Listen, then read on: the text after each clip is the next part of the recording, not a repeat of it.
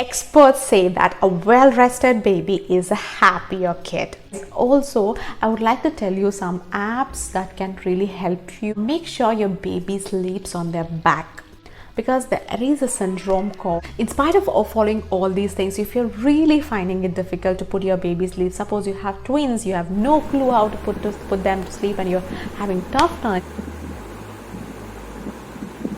Hello everyone, welcome back to your channel Mom Goody Days, and today's topic, I think without this particular topic, no mom or parenting channel is complete. Babies or toddler sleep is extremely important. Why is my baby sleeping really late during the night? Why is my baby waking up all night? My baby is currently 6 months. He'll be 1 year in next 6 months. How much nap should my baby take? Wait a minute. How many hours should my baby actually sleep? This video is going to give you a solution to all the sleep related questions. So let's begin. A quick short story about what happened in my case when I delivered baby. You know, it does take some 2 or 3 months actually for the baby and the mom to adjust. It was exactly when we hit 4 months and Avi started to be awake the whole night. And this went on for 1 day, 2 days, 3 days, 5 days. And now I started getting frustrated, and I was also diagnosed to have high blood pressure and things were not going well. And I was like, what is happening?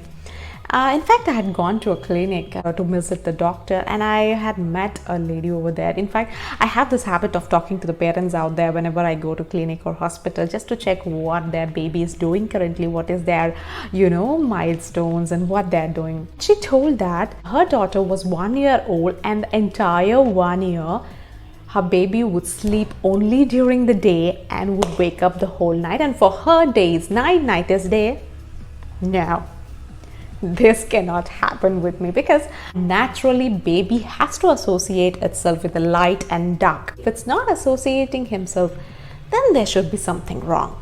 And that's when I started to read more about it. I started reading sleep articles, case studies. You won't believe the next day he slept the entire night. He just woke up by around like 5 o'clock, which was like, get. So what are all those things which help me? First and foremost thing is have a bedtime routine. This was a game changer for me. Bedtime routine, in the sense, it should be a kind of ritual which you're going to perform 30 minutes to 1 hour of time before the bedtime. This should happen every night. This basically is to calm down your baby and get him prepared for bedtime. First of all, newborns actually have this daytime and night confusions, and this can get worse if you're not keeping your environment right. Keep your room as dark as possible. If your baby is not comfortable having it dark, then you can keep a red light. Red light actually stimulates sleep. Big no for white light. Second thing is eliminate distractions. All those things which can stimulate your babies, keep them aside. Keep aside all their toys, keep the bed clean. If your baby is okay, then it's good to give them a bath. Giving them bath calms them down and it helps them to actually get a better sleep. If your baby is around 0 to 3 months, then in that case, swaddle your baby, because that gives them that comfort, that secure feeling of the mother's womb. And strictly no screen time, like 1 hour before they're hitting the bed. Blue-based light from the TV and the phone can actually trigger the daytime response in the baby's brain. Next is the soothing techniques. Based on your baby's age, you can choose the kind of soothing techniques that would work for your baby. First thing is that feed your baby to sleep. If you're feeding your baby, then feeding can help the baby to go to sleep. Rocking movement. Rocking movement is something the babies really love, and that can also help them to soothe and put them to sleep. Another thing is the white noise. White noise actually helped me to a greater extent. It's more like a noisy fan sound kind. You can even put on fan, that is also something good. Why I suggest this is that during the daytime, be it any noise from the kitchen, or if you're staying very close to the road, then the vehicle's sound can actually disturb their sleep. In that case, white noise will come of great help. You can switch on the white noise, and that constant rustling sound will actually help the baby sleep better. It will really helped in case of Abir, but after like 8 to 9 months he did not like white noise, so I stopped putting that. So based on your baby's liking, you can choose the soothing methods. For a toddler, read it to your babies before you put them to sleep, and that is something that can trigger them that okay, now it's my bedtime. Or you can also tell stories or sing to your babies, be it lullabies or any songs which help them soothe. When it comes to storytelling, now you should be very careful, which I always say, let your expressions be really loud when you tell stories to children. No, this is not something you're going to do right now. You're going to stimulate your baby if you do that. You have to tell the story in a whispering way and keep all your expression down. It should be very low and mild, and preferably if you can choose the same stories every night, and that way the curiosity of the baby won't be there to hear the next part of the story because it's already aware of it. I follow storytelling, you know, that can be like they are dependent on you, so you can also teach them some other techniques. For Abir, he loves music, so even if I put on some music, he just listens to it and he falls asleep.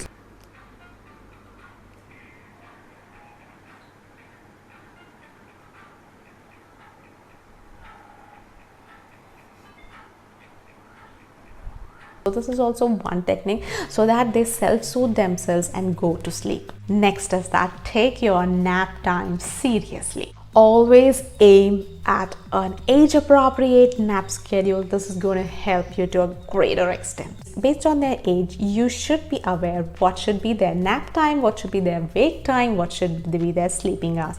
I'll put up somewhere in the screen a chart. You can actually pause the video and take a look at the chart over here. When Abir was like 1.5 years old, I was giving him 2 naps, and somehow it was not working well with him for a week. Either to sleep really late in the night or he was getting cranky. So I transitioned him from 2 naps to 1 nap. Boom.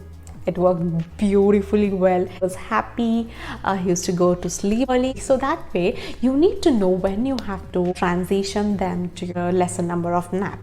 You might also think like, okay, let me skip his nap time so that he'll be tired and he'll sleep better in the bedtime. No, don't ever make that mistake. Napping is equally important, at least for the babies till 2.5 years.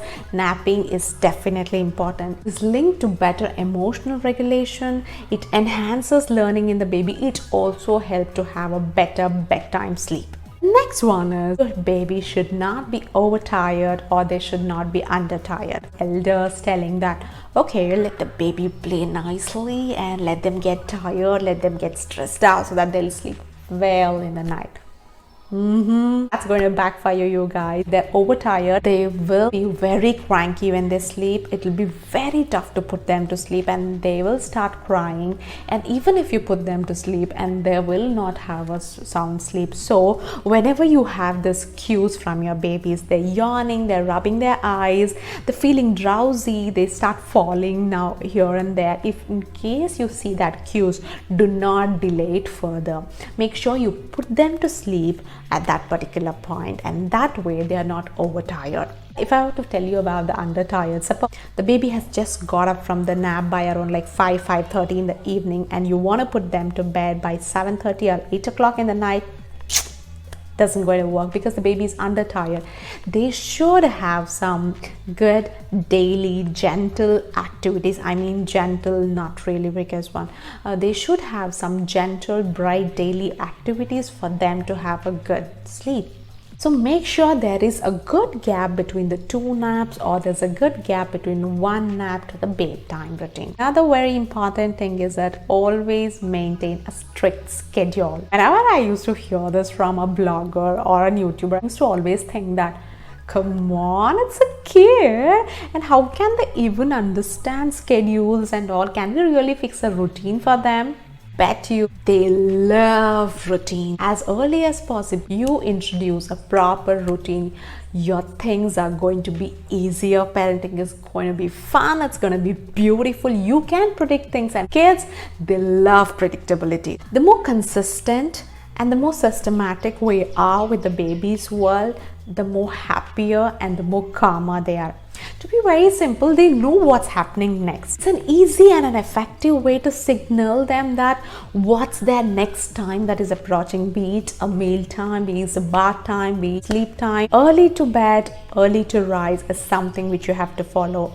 You might have your kids who wakes up like 12 in the noon or 11 in the noon.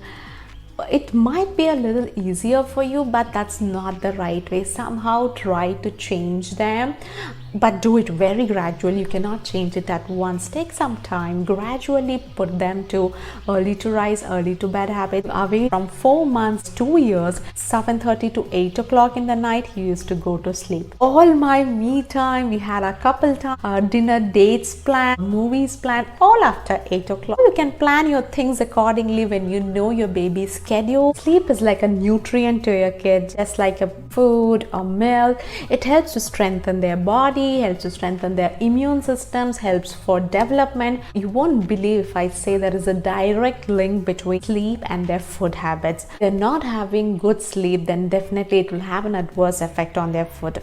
Make sure your babies have good sleep, then all the other things will fall in place. Bedtime associations. I got to know from my sister. She used to always carry one blanket wherever she used to go. Then I asked her why, and she said that's how he associates. So I thought that's a good idea, and even now he likes the same. So one blanket can actually help you in a great way.